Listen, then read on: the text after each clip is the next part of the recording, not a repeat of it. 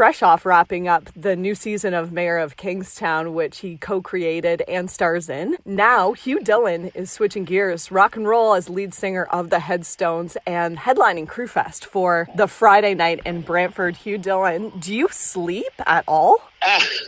Yeah, I mean, that's the trick. Yeah, I do, but it's like it all comes down to scheduling. I guess you're doing short films, you do voiceover work, actor, producer, and of course singer of the Headstones. We're so pumped to see you again at Crewfest. You guys played there last year and are headlining it this year. Yeah, it's just a great festival. It was just, I hate to say surprisingly, but it was eye-opening how much fun it was and how exciting it was. I had never, it wasn't really on my radar, and I've got, part of the sleep thing.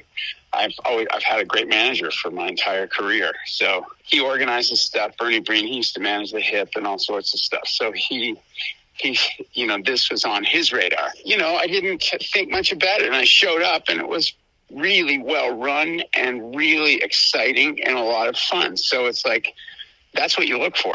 Well, I know the crowd was surprised by the energy of the Headstones. Like, you guys have been going a long time. Well, started early 90s, and even our camera guy had to really move out of the way because you were jumping everywhere, and it was just, the energy is amazing. It's just live performance. Yeah, we've always been like that. We were out in the early days to entertain ourselves, and we didn't really give a shit about the social construct or, Right. It's like we would play clubs, and in the early days, 10 or 15 people would show up.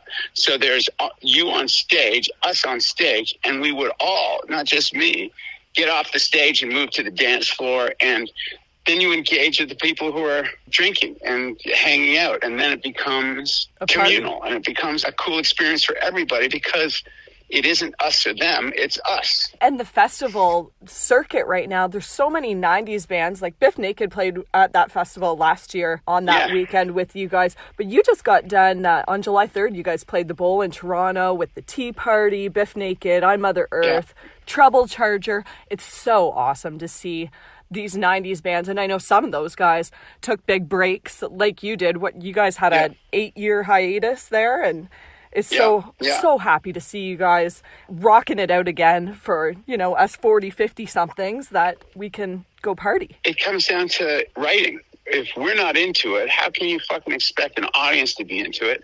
And rock and roll is pointless if it's faked. Mm-hmm. And so that hiatus helped us because it made me a stronger songwriter and us to gather experiences. And then when we got back together, it was because a friend of ours passed away and had a 2-year-old kid. And so we got back together for the right reason, to make some money for that benefit family. His kid. And so, and that's what it wasn't just, we'll fucking get together and rip off some fans, and half-ass it and won't get on. We laugh our asses off. We get along. We're a family. So, and always have been. And these last bunch of years have been so meaningful, and our experience with our own fans, Headstones fans, has been off the hook because you engage with them, and social media is allowed for that. And it's just been meaningful. And our last 3 records, we never had a number 1 single until Little Army with Devils on Fire. We never had that in our early days, and so it's just been a fucking renaissance for all of us. Fans too, they love it. And they love that there's constantly new music coming out of you guys. Like, you just had Flight Risk come out in 2022, and you're going into the studio now. You got one coming up in the fall, don't you? Yes, called Cigarettes. Okay, so will we hear some tracks off that at Crewfest? You might. We played the title track in Beaumont. So it just depends. We just pull it out if it's, sometimes we play it at sound check. We've always done that. I did that with Something Stands for Nothing, or, any of myriad of songs in our past. You just you find the right time when you think you can pull it off, because it is a new song. It's shit people haven't heard. You don't want to be selfish. And, after you're playing stuff they know from their records and they've listened to on their devices and followed it, you don't want to go, oh, here's something that you've never heard before that'll suck the fucking air out of the room. So it just depends how you've just got to be respectful, and I'm the same way. If I go to see a certain band at a certain concert, I go to see songs I want to hear. And if the energy's right, I'm open to anything. But you just never know. And that's part of what I like about the band, is it's unpredictable. And I really appreciate that kind of vibe. You mentioned your fans listening to stuff on their devices. When you guys came out, there was cassette tapes and CDs. And what are your thoughts on how the industry is compared to when you guys started? It's still the same in terms of it comes down to the artist, and it comes down to, a genuine artist is a genuine artist. Back then there were all sorts of tricks and tools in marketing. But they wouldn't last. I mean, you have to do it because you're driven to do it, because you love it. There is no substitute. You work on the Mayor of Kingstown with Taylor Sheridan, but he also co-wrote one of the songs, Ashes, on Flight Risk. Yes. So were you guys sitting in your director chairs and just decided to write a song together? We were in Texas. No, we were in Texas and finishing season 1. And I had this part for Ashes, and some of his description in the dialogue of one of those first scripts fit as a lyric. So I played it for him, and I said, this is a great piece of writing. You could also use it. It's poetry, really. Mm-hmm.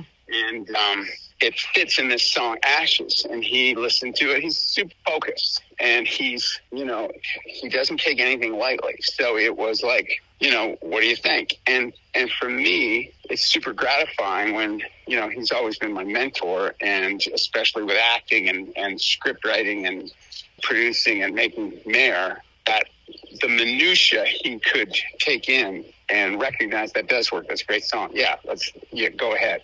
Because everybody wants shit from him. So I wasn't saying, oh, it'd be great to have your name on it. I'm saying because our relationship was so super fucking creative. It was, I could approach him with this. And right. He's a big music fan, and he heard it and he went, it works. And I think his was the second verse. Yeah, I really love the song, and then we put it in Mayor. The latest season just started. It's almost done. Oh, we have episode 8 this Sunday. Oh my God! We've already started sketching out season 4, so we'll probably get into that. And you go back to Pittsburgh for that? We won't be in Pittsburgh until the fall. And the fall is when your new album comes out. So where are you guys recording that? We'll do that in Toronto.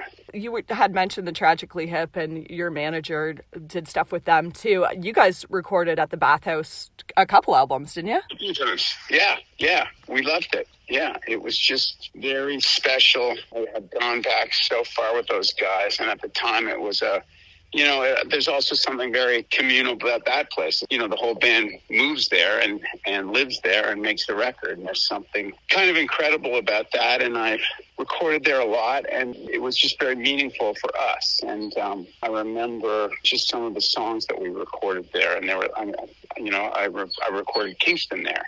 It's just a very special place. And the Hip did so much great work there. And I go back to the same theme in this conversation over and over again. It's just about, really super creative people and working with really creative people. And that's what you want to do. It's like, that is just freedom. And you're going to be taking the stage with super creative people, Big Wreck, Buck Cherry, Sumo Psycho on July 19th on the Friday for Crewfest. And we can't wait. We are pumped. It's going to be great. I'll see you in a couple of days. Awesome. Okay. Thank you so much, Hugh, for taking the time with me. Okay. Yeah. Bye-bye. Bye.